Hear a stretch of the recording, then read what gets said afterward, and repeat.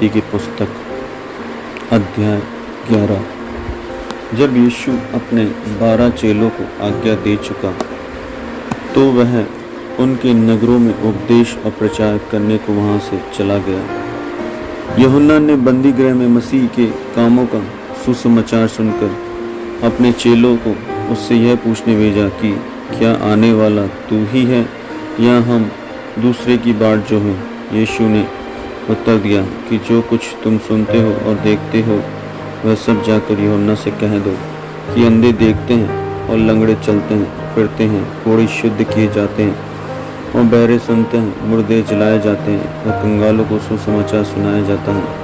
और धन्य है वे जो मेरे कारण ठोकर न खाए।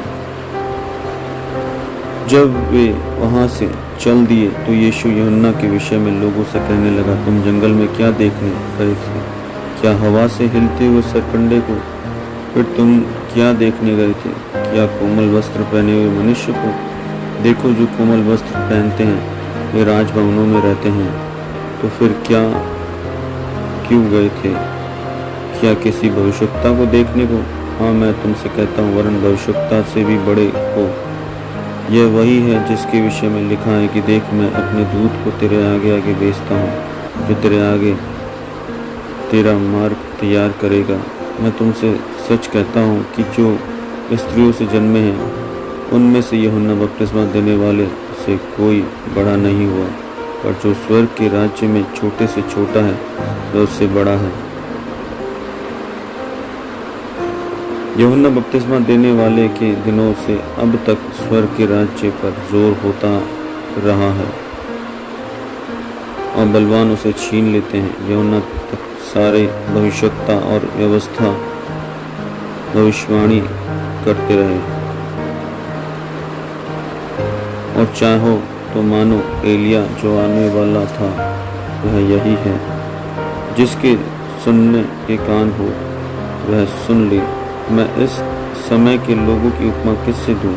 वे उन बालकों के समान हैं जो बाजारों में बैठे हुए एक दूसरे से पुकार कर कहते हैं कि हमने तुम्हारे लिए बांसुरी बजाई और तुम न नाचे, हमने विलाप किया और तुमने छाती नहीं पीटी। क्योंकि यूहन्ना न खाता आया और न पीता, और वे कहते हैं कि उसमें दुष्टात्मा है। मनुष्यों का पुत्र खाता पीता आया और वे कहते हैं कि देखो, पेटू और पियक्कड़ मनुष्य, महसूल लेने वालों और पापियों का मित्र, पर ज्ञान अपने कामों में सच्चा ठहराया गया है। तब वह उन नगरों को उल्हाना देने लगा जिनमें उसने बहुत तेरे सामर्थ्य के काम किए थे, क्योंकि उन्होंने अपना मन नहीं फिराया था। हाय खुराजीन, हाय बैतसैदा, जो सामर्थ्य के काम तुम में किए गए यदि वे सुर और सेदा में किए जाते तो टाट उड़कर और राख में बैठकर वे कब के मन फिरा लेते। परंतु मैं तुमसे कहता हूँ कि न्याय के दिन तुम्हारी दशा से सूर और सेदा की दशा अधिक सहने योग्य होगी। और हे कफरनहूम, क्या तू स्वर्ग तक ऊंचा किया जाएगा? तू तो अधोलोक तक नीचे जाएगा।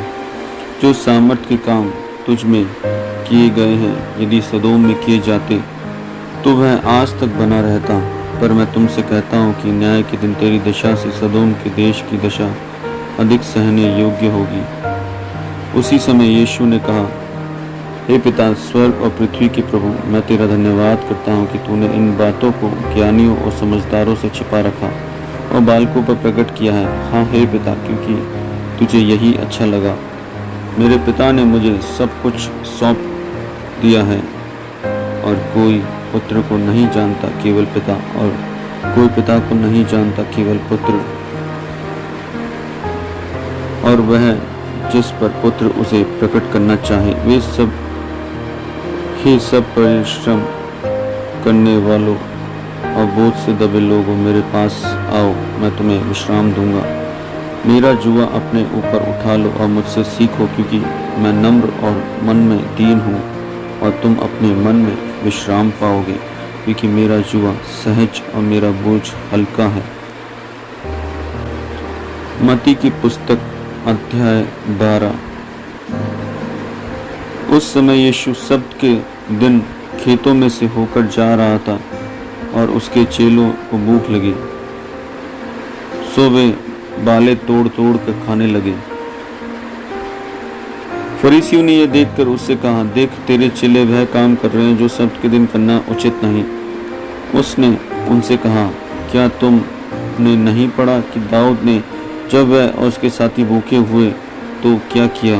वह क्यों कर परमेश्वर के घर में गया और भेंट की रोटियां खाई, और जिन्हें खाना ना तो उसे और उसके साथियों को पर केवल याजक को उचित था।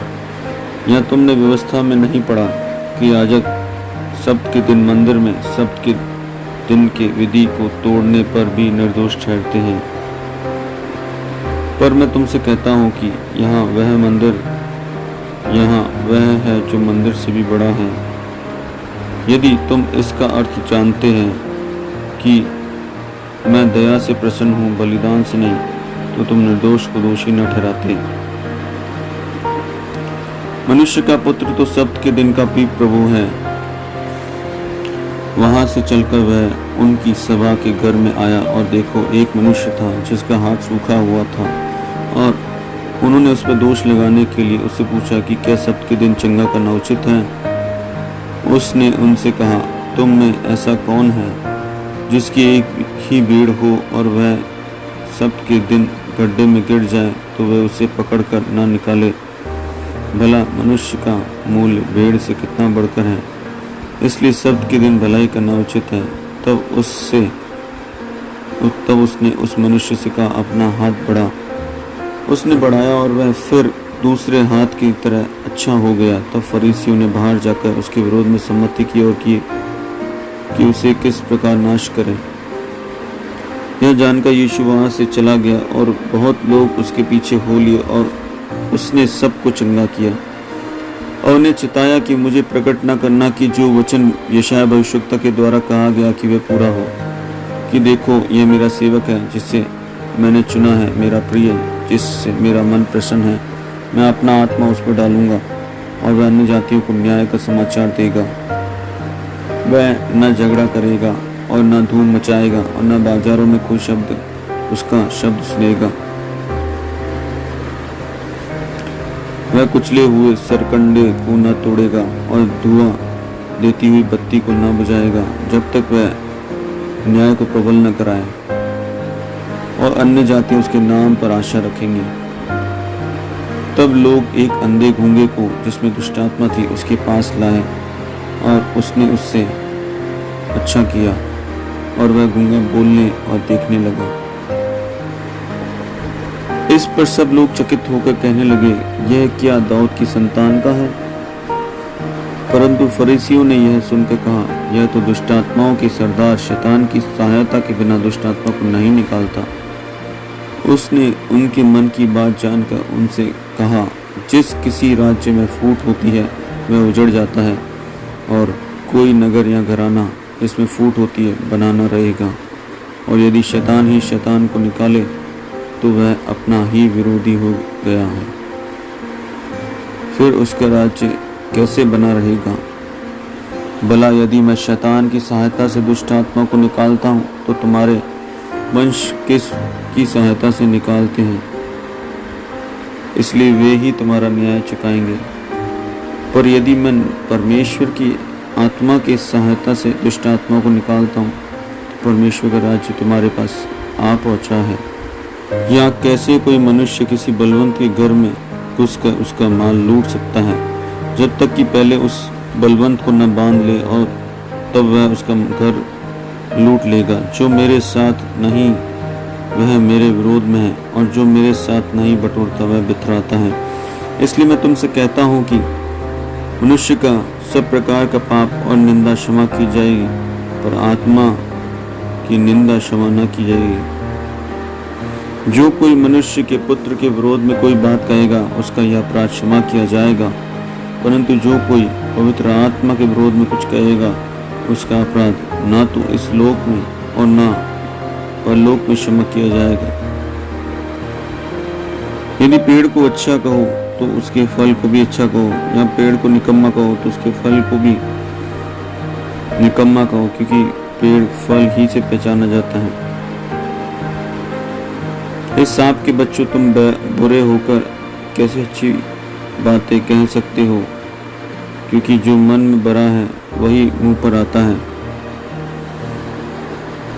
भला मनुष्य मन के भले भंडार से भली बातें निकालता है और बुरा मनुष्य बुरे भंडार से बुरी बातें निकालता है। और मैं तुमसे कहता हूँ कि जो जो निकम्मी बातें मनुष्य कहेंगे, न्याय के दिन हर एक बात का लेखा देंगे, क्योंकि तू अपनी बातों के कारण निर्दोष और अपनी बातों की ही के कारण दोषी ठहराया जाएगा। इस पर कितने शास्त्रियों और फरीसियों ने उससे कहा, हे गुरु, हम तुझसे एक चिन्ह देखना चाहते हैं। उसने उन्हें उत्तर दिया कि इस युग के बुरे और व्यभिचारी लोग चिन्ह ढूंढते हैं, परंतु यूनुस भविष्यवक्ता के चिन्ह को छोड़ और कोई चिन्ह उनको न दिया जाएगा। यूनुस 3 रात दिन जल जंतु के पेट में रहा, वैसे ही मनुष्य का पुत्र 3 रात दिन मनुष्य पृथ्वी के भीतर रहेगा। निन्वे के लोग न्याय के दिन इस युग के लोगों के साथ उठकर उन्हें दोषी ठहराएंगे, क्योंकि उन्होंने यूनुस का प्रचार सुनकर मन फिराया, और देखो, यहाँ वह है जो यूनुस से भी बड़ा है।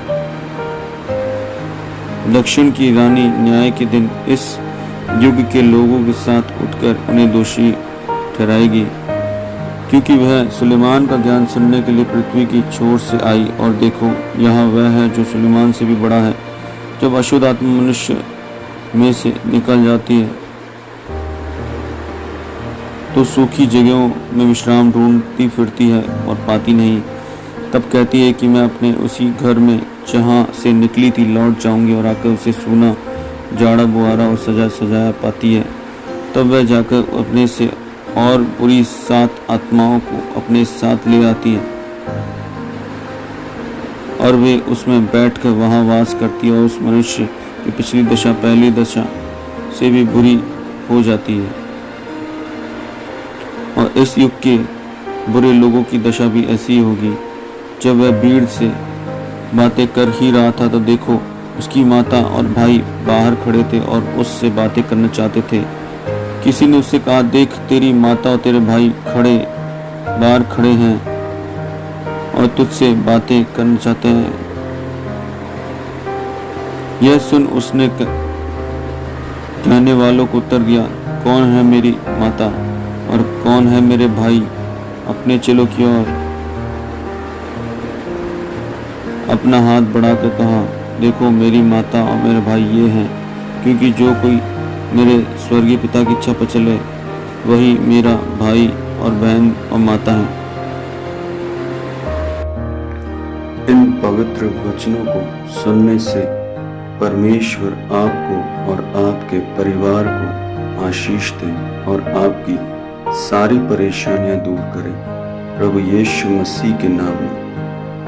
आप अपने दान और दशमांश परमेश्वर की सेवा के लिए हमें चर्च में फ़ोन पे, जीपे, पेटीएम के द्वारा या फिर इस अकाउंट में भेज सकते हैं। जय मसीह।